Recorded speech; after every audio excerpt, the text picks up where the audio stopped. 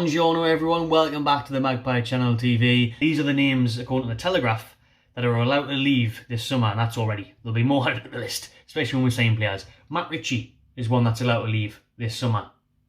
You know, let us know what you're thinking about these as well. For me, yes, time to go. Been here years, good saving, but if we want to push on, there is no place for Matt Ritchie anymore. Sorry, Matt.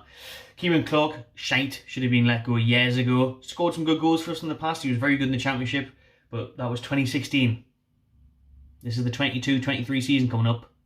See you later, Kieran. Called Darlow. Darlow's been alright, hasn't he? He's had some great games, he's had some poor games. I think he probably doesn't want to be number 2 anymore, and we probably don't want to be number 2 anymore. I think Newcastle want a new goalkeeper, so Dubravka will be number 2. So Darlow, bye-bye. Federico Fernandez, loved Fernandez. One of the best signings, I think, in the last 5-10 years at the club, considering he was free and how reliable, consistent and excellent he was as a performer. Iron Man, we called him, didn't he? He was brilliant, Fede Fernandez. But again, we haven't seen him play in ages now. Even Bruce fell out of favour with him. Don't know what's gone on there. But maybe an injury, maybe a knock. He is getting on.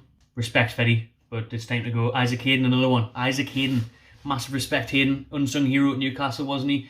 Fans probably end up recognising him, but you know, around other clubs and stuff, signing up from Arsenal, wasn't really rated, was signing up for like 1.5 million. Hayden was a hero, I thought. He was like Fernandez but in midfield. Super reliable, consistent performer, gives his all every game.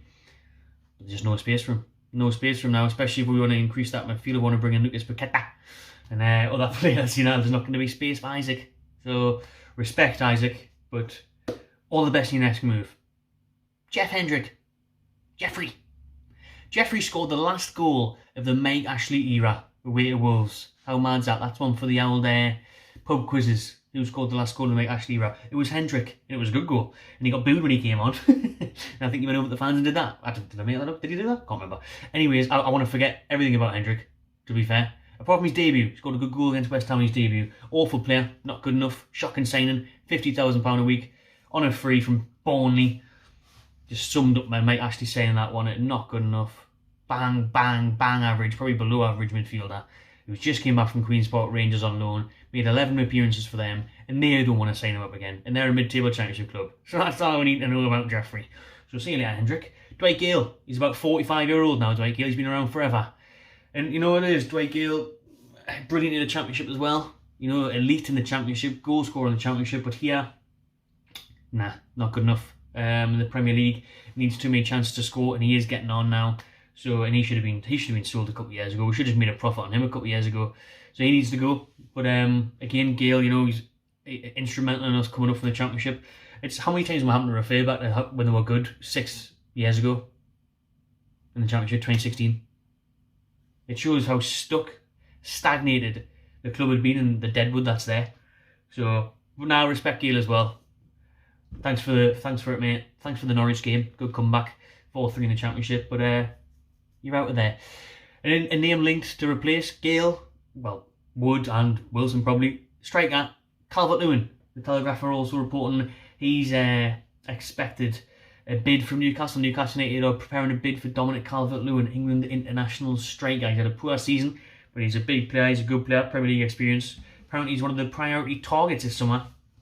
And the club, Newcastle United, are encouraged to believe he would sign for them and make the move pre-season. So it'd be good to get him in pre-season. Now, Calvert-Lewin, like I said, poor season, but his stats overall the last few years are incredible. He's been a brilliant striker.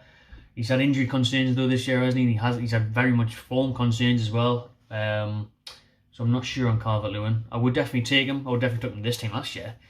But now, I want Darwin Núñez. Do we want someone from abroad? Do we want... I'm not always about abroad, like, but I'm not sure what Dominic Calvert-Lewin we're getting here. Because the one I've seen in the past 9 months has been shit. But the one I've seen in the last 3 years has been unreal. It's a sticky one. Let us know what you think about that. Apparently Sean Longstaff is very close to agreeing a new deal. Just yesterday they were saying he'd rejected a deal and he was turning it down.